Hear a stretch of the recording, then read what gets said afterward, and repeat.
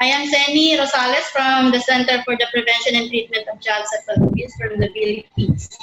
And I will be sharing with you the background of this research. Uh,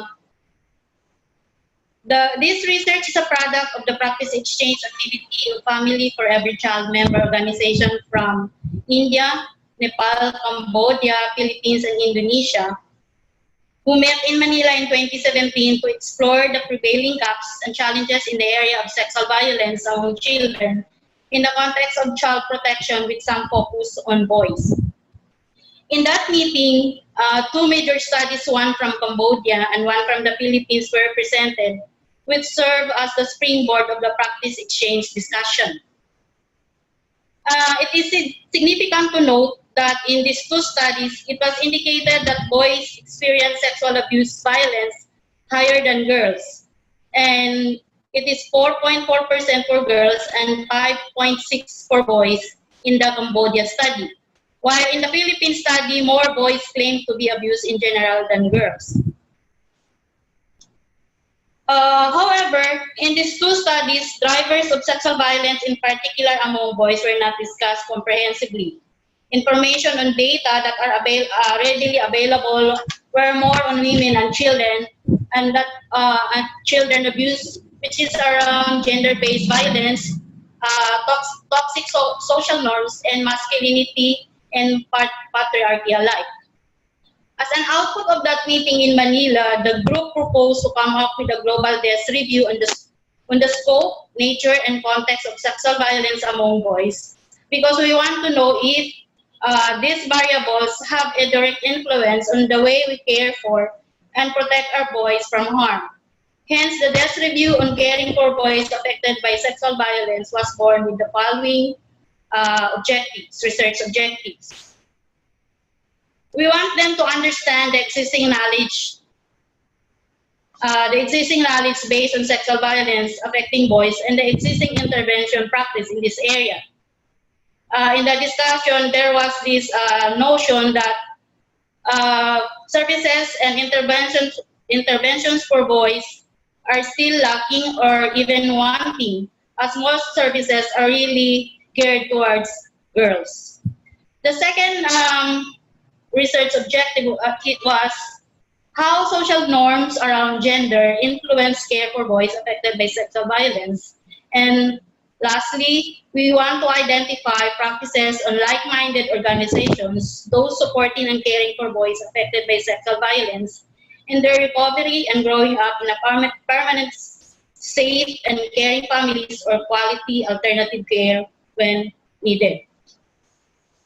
So we need also to develop or discuss some research questions, and the research questions that we agreed on are the following. We want to know what global, regional, country-specific knowledge exists on the drivers of sexual violence among affecting boys, with sub-questions focused on culture, context, social norms around gender, and the role of parents and caregiver. And the last one, what promising or best practice intervention exists with the evidence of demonstrable effective intervention. So these are the questions that we have formulated during the practice exchange. Now, when it comes to terminologies, in this study, we explore both sexual abuse experiences by boys, including sexual exploitation, and they are referred collectively as sexual violence. Further, the study also uses the definition of harmful sexual behavior, which is highly being used by our member in Cambodia, which is defined as sexual activity wherein one individual has not consented or where the relationship includes imbalance of power. For example, the difference in age differential, knowledge, physical strength, and physical ability due to impairment or disability. The group considered to use this definition because for us, this is less judgmental, and we don't want to label any sexual behavior of children in a negative way. So we adopted this definition in this particular study. Thank you, Seni. Hello, everyone, and thank you for joining us on the webinar. We are very pleased to share with you on the family report from 2018 on caring for boys. I'm going to share with you a little bit on the design and the methodology, a little bit on the challenges and on the findings. I am quite sure questions will arise as Zeni and I present. We will be happy to take those at the end of the presentation. In the design and methodology, we've had we would review of 100 or perhaps over 100 documents in English, Spanish, and French. We had also had 20 informant interviews. The study comprised a review of documents and semi-structured key informant interviews. The literature was identified through key informant interviews, family for every child member organizations, and searches of website and resource databases. Search terms were chosen to ensure a focus on boys rather than girls or adult men. Priority was given to literature and evidence gathered in low and middle income context to reduce the dominance of evidence from high income context where more research is conducted. Key informants were identified from within and outside of Family for Every Child Alliance, and interviews took place with 10-member organization, other local and national civil society or non-governmental organization accounting for 6, and international non-governmental organization and consultant accounting for 4 of those interviews. Sampling was purposive and based on key informants' relevant knowledge and experiences.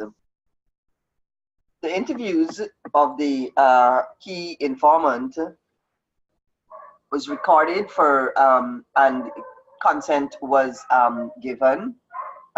We ensure that the key informants data was kept private, and there was a conscious decision not to consult with children and their families. This was because children and their families are participating in primary research for the next stage of this project, and because research and consultations on sexual violence are highly sensitive, requiring more time to be invested in the design of tools and ethical procedures than a study such as this could allow for. For the key informants, they were asked for the use of quotations from their interviews, as well as referencing their organization in the report. Some of the challenges that we experience include we were unable to explore the actual experiences, the lived experiences of boys, including their experiences as children, rather as their experience from a gender perspective. The study did not provide any concrete findings regarding prevalence. It was also difficult to identify risk and resiliency factors specific to boys. The statistical evidence shared within this study should be considered in light of the fact that underreporting of incidents of sexual violence is very common in general, including boys. And I just want to indicate that whilst we are aware that millions of girls and boys affected by sexual violence and are in critical need for quality and effective services, we want to highlight that gender norms tend to be the leading factor that that allows boy to have more fear or to be more stigmatized, and may tend not to report as compared to girls. So although the study sought to understand the factors that increase the vulnerability of boys to sexual violence, it was difficult to identify the specific risk factors to boys. The literature itself it provides many generalized statements and stereotypical notions and untested assumptions about pathways to violence and victimization, as well as simply identifying girls as victims and boys as perpetrators. The study highlights some of the arguments that have been made about masculinity and sexual violence in the literature. It suggests that more research needs to be done to understand the socially constructed, fluid, and contexted nature of masculinity in boys' lives, and how boys themselves engage with these social norms as they transition between life stages. The study highlighted that sexual violence affecting boys remain largely unknown, unacknowledged, and not responded to. The second finding looks at addressing gendered social norms is critical as they influence perceptions of boys' vulnerability, obstruct disclosure, identification, and recognition of harm caused and support needed. Some groups of boys are at heightened risk, including those with inadequate care. And again, I would like to reference our statement that we put out just after the General Assembly in 2018, which indicated that despite the increased vulnerability of particular groups of children within society, the vast majority of prevention interventions target all children or whole communities. It is also critical for us to understand that families are more at risk or at risk in specific ways, and therefore it's essential to know how to support them or to provide safe, loving care, and how to build a resilient and support networks. So therefore, in addressing the gendered social norms, it's critical that we are able to address the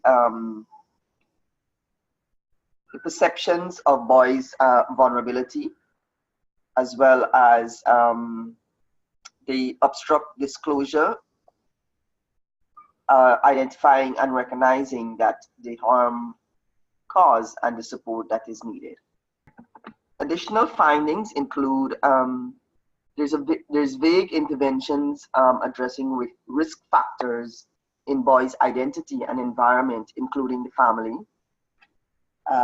Sexual violence can be cause or consequence of family separation. A focus on prevention of family separation and reintegration within interventions to address sexual violence is required. Finally, for the findings, child protection systems need to better meet the needs of boys affected by sexual violence. And I think when we reflect on our own child protection systems within our own context, it seems to be more overburdened with the services that is needed for girls, because there are much more girls who are reporting sexual violence. And even within our local context, since we have had the sexual offences court set up, we have had still very few cases coming to the child advocacy centers, and therefore very few cases are in the legal system. We are yet to see a case in the court system for boys, for a boy who has gone forward to take this matter to the court. Another finding is that response services appear to be lacking for boys, and their modality may not be appealing to them, but it's unclear whether separate interventions are needed. Again, referring to our system that is in place for reporting, because there are more girls reporting, it is the strong suggestion from our police department to have all the gender-based violence unit within the police department must be staffed with females. So we can understand the challenge a boy may experience coming to talk to a female, but of course some boys may also find it more useful or more friendly to talk to a female. I mean, we can actually see in our context in Guyana that a male officer may still be coming with some baggages of saying to a young boy, you know, that you need to man up to, you know, and not necessarily take the abuse. So these are some of these findings as we think on them and reflect on them within our own local context, we can sort of imagine what it can be like for children within our own communities and societies. For the final finding, any intervention needs to be scalable and involve children in the design. And so for the wrapping up, I'll invite my colleague Zeni. It was a real pleasure doing this with you, Zeni. I'll let you take it with the conclusions from slide 17. Okay, thank you, Marty. For the research conclusions, we identified 3, and this is around the lack of interventions and the lack of evidence and harmful social norms, and addressing local child protection systems in the context of family and the media at large. And for us, it is just typical or logical that if you don't have evidence or data about certain issues such as sexual violence among boys, providing sound and responsive intervention to this population would just normally be difficult, if not impossible. As for an intervention to be effective and relevant, it should be based on solid information that is based on evidence. And it seems that the lack of evidence about boys affected by sexual violence comes from the general gendered social norms, which are the so-called privileges of being a boy that are given, ascribed, prescribed by society to boys and men. These privileges come in a form of more freedom, physical strength, powers, protector, and provider, and other ascribed social roles for boys. In our interview with the boys, it appears that the very privileges that are attached to them are also the common factors that made them vulnerable to all sorts of violence and exploitation, as these privileges come with some role expectations and rewards. For example, as a protector, you need to always be strong, and as a provider and leader, you need to succeed in all areas of your roles. Inability to do so, you are considered as a failure. There is really a need for us to understand that as long as we remain uninformed on how the current general practice on how we socialize our boys from girls poses continuous risk that would still subject our boys as well as our girls to abuse and violence. Social norms, family norms, and religious norms around gender, masculinity, and patriarchy that somehow tolerate or promote the abuse of children must be reviewed in order for us to redefine new narratives in the area of social roles, such as how to be a boy and how to be a girl in a world free from abuse, violence, and exploitation. For some recommendations or our learning reflections, We have also 3 in this area.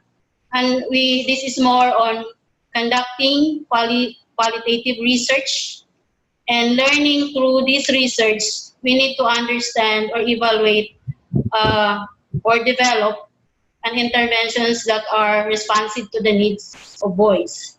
And at the same time, we need also to do lobbying for policymakers in order to change or develop some policies that are responsive to the needs of our boys. So the first one, this time, we recommend to conduct primary research on how our boys affect sexual violence, and with the full participation of boys in general who are not victims, and boys who are already victims, and children who are already displaying harmful sexual behaviors, together with the adults, such as the parents and the caregivers. Actually, this particular research has been done. We are almost finished with this primary research, and there are already some interesting findings on this that we will share probably in the next quarter. For the next learning through research, for us to be able to effectively respond to the need of our boys, there is really a need for us to know what are the current interventions available today for boys. And if there are current interventions available today for boys, are they responsive to the need of this particular population? Again, in some boys that we have interviewed, they feel that current child protection policies or even national laws in our country in particular, the boys feel that these laws are only for girls. So it is quite interesting to hear it directly from them that seemingly boys are not feeling protected by our current policies and child protection policies and systems. In line with the donors, policymakers, programmers, and practitioners, of course, we want to share the proposed studies, the results of the proposed studies, so that it can be used in providing information as to the revision, updating of existing global and national policies, as well as development of new evidence-based policies at all levels, from primary, secondary, and tertiary interventions. At the primary interventions, again, we want to address gendered social norms and what are they.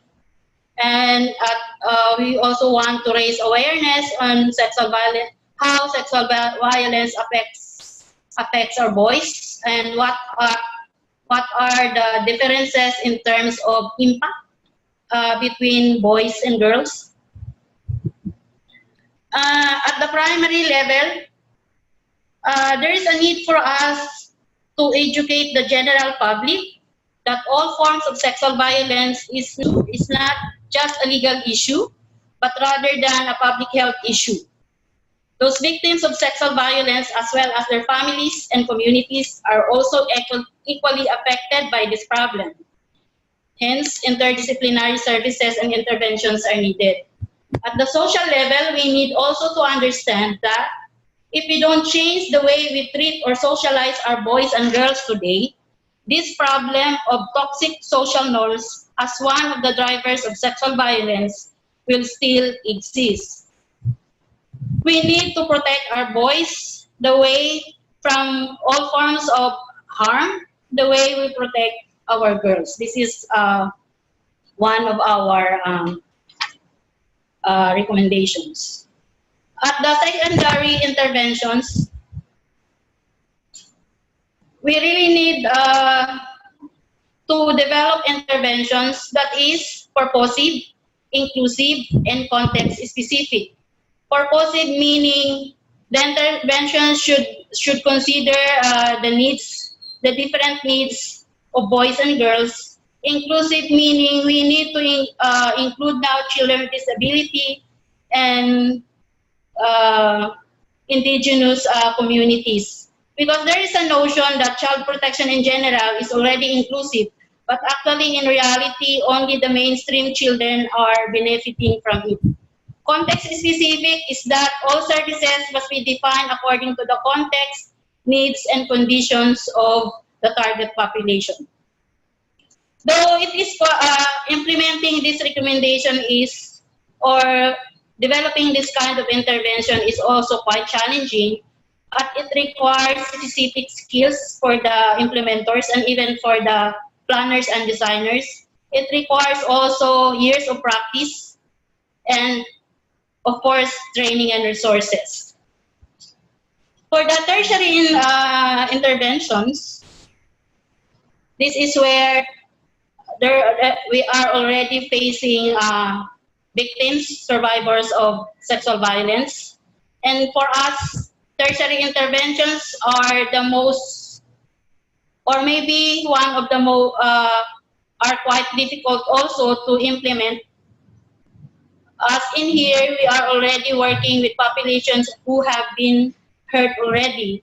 So therefore, specialization is required when it comes to the implementers of these interventions. And the reality for us today, we don't have yet enough data or information on what interventions really works for boys who are victims of sexual abuse. General interventions that we have are more on the which are they are more generic, meaning they are being implemented for all without considering the specific needs and issues of our boys. I think I will stop from here to begin or to open the sharing to ask questions from the audience.